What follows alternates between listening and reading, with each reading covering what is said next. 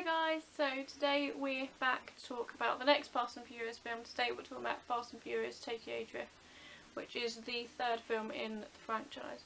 Going into this one, I had heard that it was the weakest one of the franchise. Like, I heard people don't really like it as much.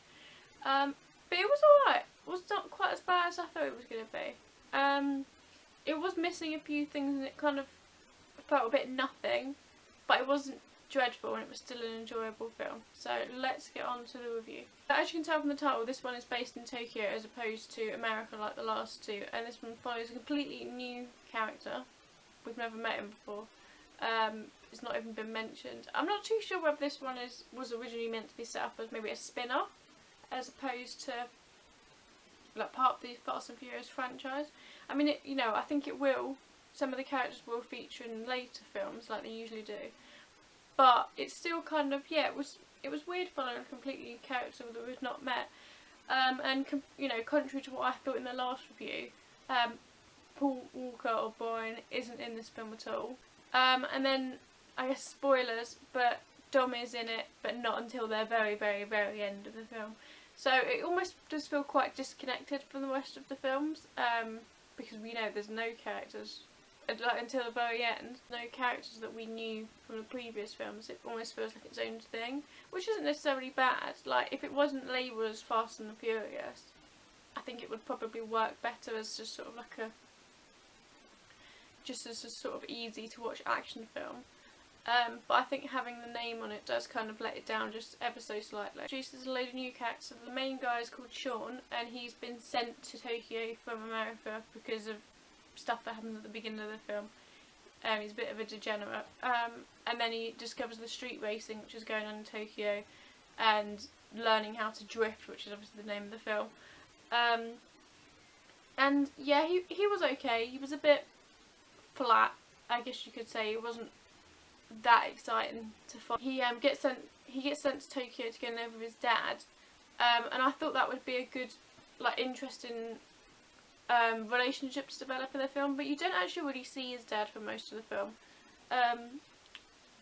The dad sort of shows up at the beginning, when he gets first sent to Tokyo, and you sort of see a little bit of their relationship. We don't actually ever really learn anything about their backstory or why the dad doesn't live with him, which I do think is a bit of a shame, because I would have liked to have that relationship a bit more developed, and I think when the dad comes into play a bit more towards the end of the film, it would have, I don't know, made it more exciting and it would have had more of a payoff.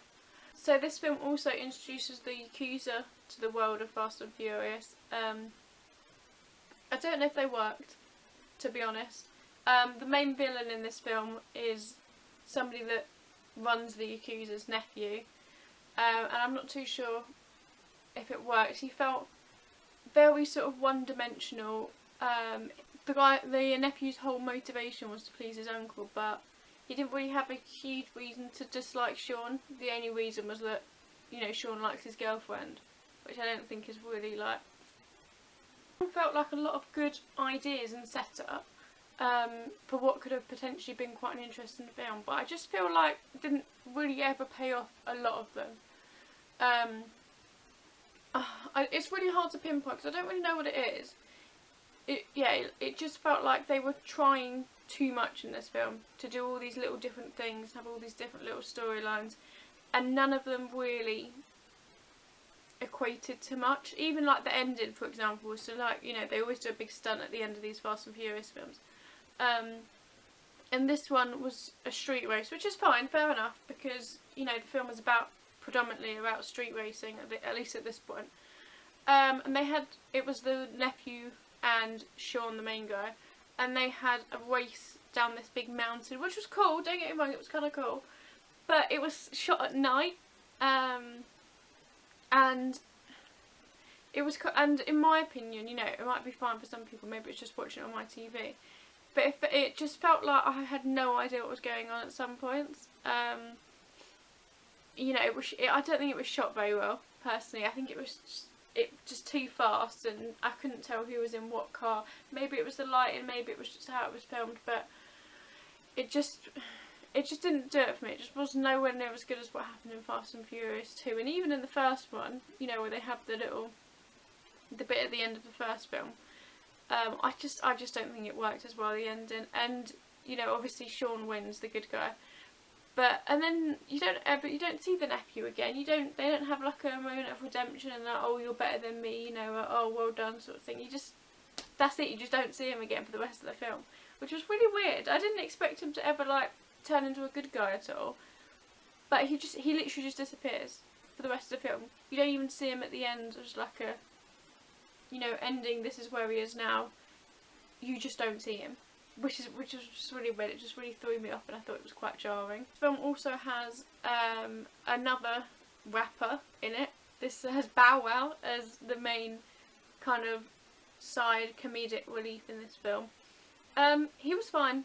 He I don't think he was as good as Ludacris in the last film, but he was fine. I don't know. Again, I don't know if he's going to be in the rest of the films. I'm not sure if he's just in this one. But he was alright. He didn't add a huge amount to the film. But I do think that the character of Han, who was kind of Brian's mentor in this film, in the drifting and the street racing, was quite good. He was funny, and he did add a lot to the film. And I guess slight spoilers for the film, but his death. So he gets in a car crash and the car blows up. So he's dead. You know. Like he's dead. You know, you can't survive a flaming car. But yeah, that was quite shocking. I expected him to be there at the end while they have the nighttime race, but he wasn't, which I guess adds, you know, development to Sean's character because he was having to go out and do it on his own.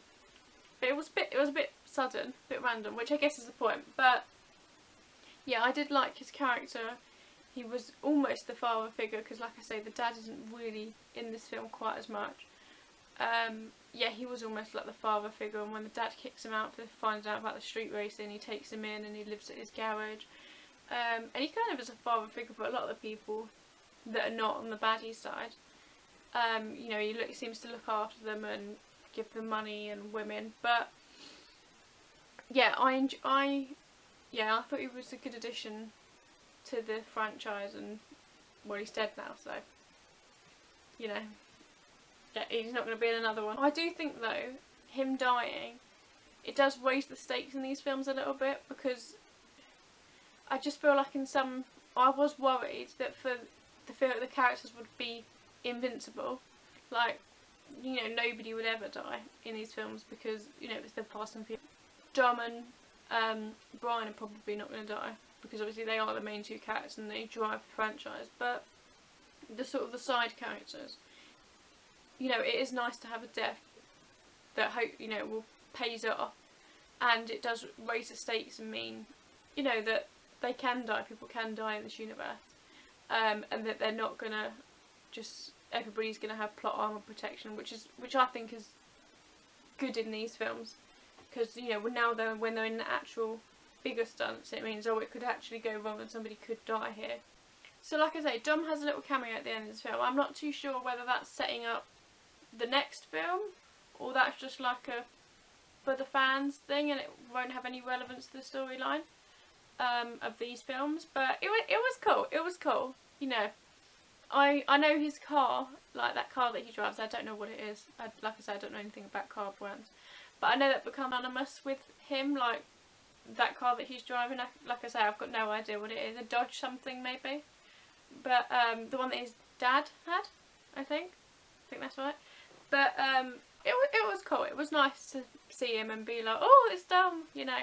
I don't know, like I say, I don't know whether that means these characters are going to be in the next film, or it means that, I assume that this next one's not set in Tokyo because it's not called Fast and Furious for Tokyo something. So I don't know. But they said he knew Han, so maybe Dom's been there before at some point. I don't know how the storyline works, but I assume we'll find out later on in, you know, the later films, and they'll develop all of that. But it was quite cool. It was good. Fast and Furious Tokyo Drift. I don't think it was the best one. I still think 2 was probably 2, 3, 1. I would say is the ranking order at the moment. It was good. It was good. It just took a while to get going, and it didn't feel like it felt like a lot happened, but not a lot happened, if that makes sense. The side characters were good. The death of Han makes the stakes higher for the other characters in the next films. Sean was fine as the new character. Didn't, you know, like I said, I don't know if he's going to be in the later films, but he didn't really have much of a personality, apart from being like broody and moody and wanting that girl. But yeah, it was okay. It was okay. The villain was a little bit weak, and the nephew was a little bit nothing. But it had some good stunts, good action, good racing. So yeah, I'd say it was the second best one, and then Fast and Furious, the original, is underneath. But yeah, that's my little review of Fast and Furious Tokyo Drift. Next one I've got to watch is The Fast and Furious, or Fast and Furious 4. I'm not 100% sure what it's called. And I think Dom and Brian are both in that film, so that'll be good. That'll add, you know, back to America, I think. So yeah, that was my thoughts on Tokyo Drift.